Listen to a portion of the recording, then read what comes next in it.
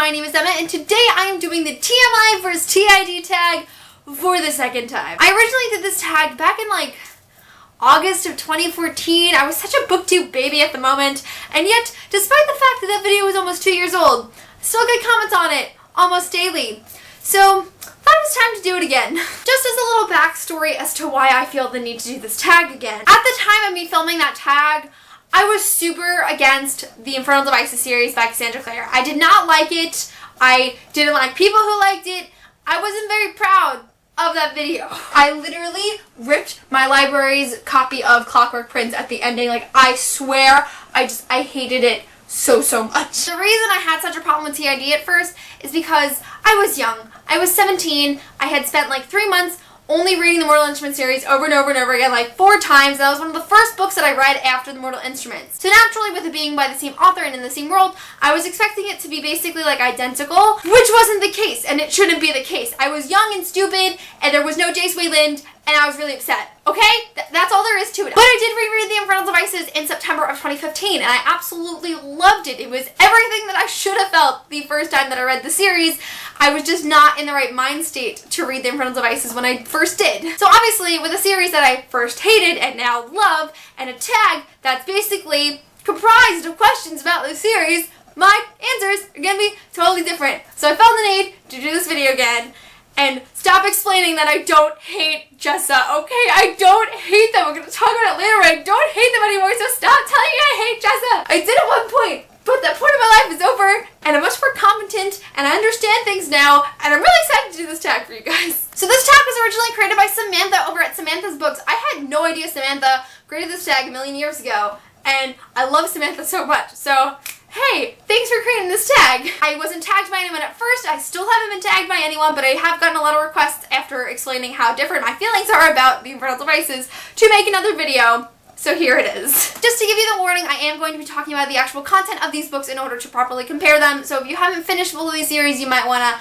mosey on out of here. And if you don't know what TMI and TID are and what the whole premise of this tag is, basically, we're just comparing the Mortal Instruments series and the Infernal Devices series, and we're seeing which one comes out on top. Question number 1 is favorite main character, Clary or Tessa? I have to go with Clary for this one. I just never had that connection a lot of people had with Tessa. Don't get me wrong, I love her. She's one of my favorite characters of all time.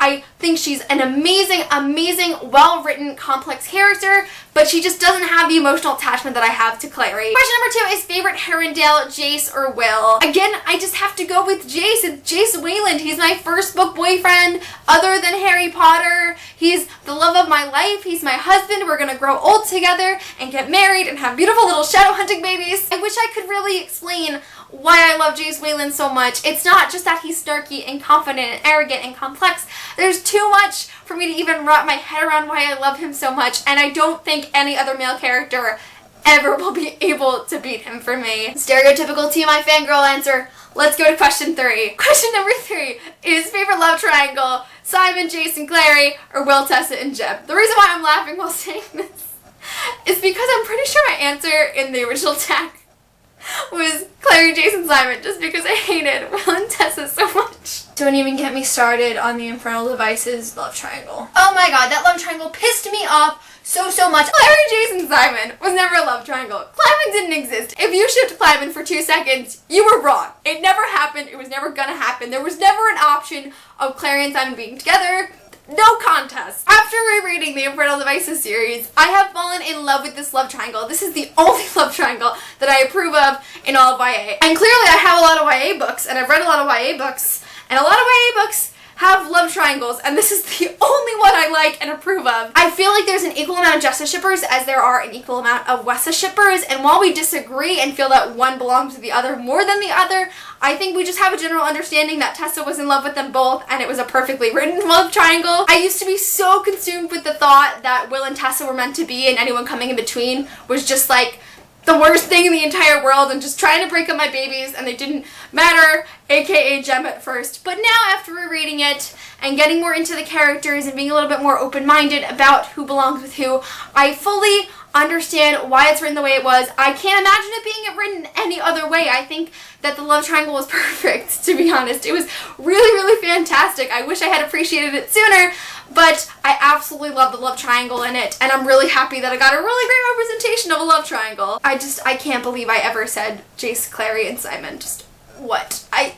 Question number 4 is favorite villain, Sebastian or the Magister? The Magister is a pretty crappy villain. I don't know. I was never scared of him. I was never intimidated by him. He was just kind of there and raising this Clockwork army. I just never cared for him. Like, it was obvious he was never gonna win. He was stupid. He was a stupid villain. I didn't like him. Obviously, Sebastian Morgenstern, being one of my favorite characters of all time, is gonna be my favorite villain. I love the fact that he's just so evil in nature. There's evil in his blood. He's fucking psychotic. And that's what we need in a villain. I have his bracelet tattooed on my arm. How else can I prove to you how much I love Sebastian Morgenstern as a villain? I could go on for hours upon hours upon hours about Sebastian Morgenstern. I think he's just super complex, and he's everything that I ever wanted in a villain. And I love Sebastian Morgenstern so much. I don't even just love him as a villain. I love him in general, and everyone is like vomiting at their screens right now, but I can't help it. Sebastian Morgenstern is my baby. Question number 5 is better army, the Clockwork army or the Dark army? I feel that both of these armies really have their strong points. What I love about both of these armies is that they're just so completely in contrast to nature. We have Clockwork moving automatons, and then we have Shadowhunters in a world where Shadowhunters are the norm, that are just completely different and just go against all things Shadowhunter. I really don't know if I could choose on this one. I thought I would have like a harder question to answer, but I think this might be the hardest one so far. As much as I'm fascinated by the Dark Army, I think I have to go with the Clockwork Army, because just reading that book I was so terrified of these things. I don't know what it is, just the idea of these machines coming to life and killing people, it's terrifying. I think by far it was a scarier army. I don't know if that means that it's a more efficient army or that it was the better army, but it was most definitely the scarier army, which I think is pretty important when you're coming from the antagonist side of the story. Question number 6 is better first book, City of Bones or Clockwork Angel? I have to go with City of Bones for this one. I mean, not only do I have like that sentimental tie to it, and I'm trying to disregard all those sentimental ties of the Mortal Instruments for this video, I was really bored while reading Clockwork Angel at first. I mean, God, until Will came in, and like even after Will came in and she was at the Institute, I just wasn't as entertained as I was in City of Bones. And that's not me saying that City of Bones is like a better book. I know the question is like, what's the better first book? I think they're just two totally different books, because City of Bones was Cassandra Clare's first published work. Clockwork Angel came after her writing 3 books in this world, and she's definitely more comfortable writing in it. Her writing style has improved, so I think the composition of the literature is maybe stronger in Clockwork Angel, but personally I prefer City of Bones. Question number 7 is favorite female sidekick, Isabel Lightwood or Cecily Herondale? This is the one that I was expecting to be really hard, because it's very, very hard to choose between the two. Not only are they related, they're just so similar in nature. Isabel is super badass because she's grown up being this badass, but Cecily's a badass because she didn't, and then she just becomes this character so quickly. I really don't know. I think also because we see more of Isabel because she is in 6 books, and I feel like she does play a bigger role in the series than Cecily does when she is introduced. This is really hard. Can I give a half point to each? I did that last time because the last score was like 9.5 to 0.5. So I think I want to give both Cecily and Isabel points because they're just so different in the role that they play in their badassery that they both just deserve that recognition. So I'm going to give them both 0.5. I haven't been keeping score. This isn't good. Question number 8 is better setting, the New York Institute or the London Institute? As much as I love London, it is a beautiful city. I had the time of my life while I was there, and I only wish that I had read The Infernal Devices before I went so I could have explored all of the locations. But I'm a New Yorker, you know? I'm betraying the New York Institute if I choose anything else. Like, I know what street the Institute is on. Like, I have this attachment to this fictional institute in my city, and I don't know if I can choose a London Institute. I also feel that if I saw them in the same time period, it would be totally different. 1800s New York Institute would not be the same as 2008 New York Institute, as well as 1800s London Institute is not going to be the same as 2008 London Institute. I think if the time periods were switched, or if they were equal, the answers might change, but for where their time periods are in the book, I think I have to go with the New York Institute. Question number 9 is favorite last book in a series, City of Heavenly Fire or Clockwork Princess? Being that both of these are my favorite in their series, I feel that I can fairly judge this one. I think I really have to go with Clockwork Princess for that. Although City of Heavenly Fire had everything I really wanted in it, I feel that Clockwork Princess was more intense. City of Heavenly Fire had some not as intense moments, and I feel like Clockwork Princess always had them. I just feel like Clockwork Princess was a little more intricate. I just feel like there was a little bit more in Clockwork Princess that I feel it's better deserving of that final best book. And finally, question 10 is better epilogue, City of Heavenly Fire or Clockwork Princess? I know I said Clockwork Princess was a better book, but I kind of really want to go to City of Heavenly Fire for this one. Again, I need to learn to separate the sentimental value that the Mortal Instruments has to me when comparing it to a different series. I don't know if I can do that with this epilogue. One thing about me is in books, I don't like to be sad. I like happy endings. I like happy and humorous books. I don't like sad things in books. And the epilogue of Clockwork Princess is pretty sad.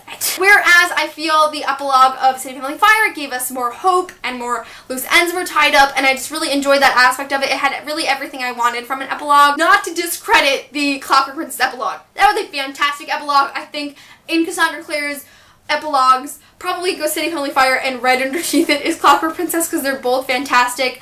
I enjoyed what came out of the epilogue of City of Heavenly Fire more than I did with Clockwork Princess. So now I have to tally up what my answers were and who actually won because I don't know. So as it turns out, the final score for my revised edition of the TMI vs TID tag is the Mortal Instruments with 6.5 points and the Infernal Devices with 3.5 points.